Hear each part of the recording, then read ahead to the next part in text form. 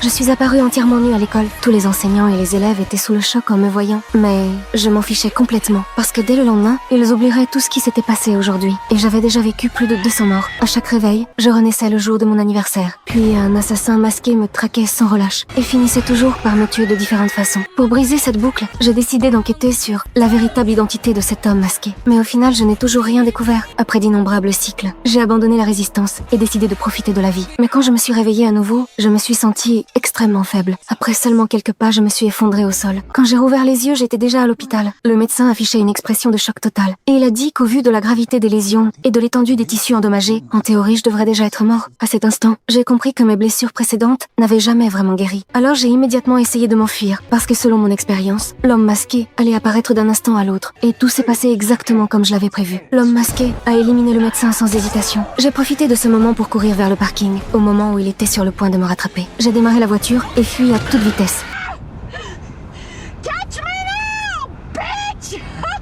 Alors que je pensais enfin pouvoir briser la boucle, un policier m'a arrêté pour excès de vitesse. Désespéré, je lui ai demandé de me laisser partir, mais il pensait que j'étais en état d'ivresse au volant. Au moment où il allait me contredire, j'ai eu une idée. J'ai dit que le fait d'avoir bu signifiait qu'il devait m'arrêter et me mettre en prison. Je me suis laissé menotter très coopérativement, et j'ai même remercié le policier avec enthousiasme. Mais l'instant d'après, quand j'ai vu l'homme masqué descendre de la voiture, j'ai compris que j'étais encore perdue. Mais étrangement, cette fois, il ne m'a pas tuée immédiatement. Au contraire, il a même allumé des bougies d'anniversaire, puis il a versé de l'essence sur ma voiture.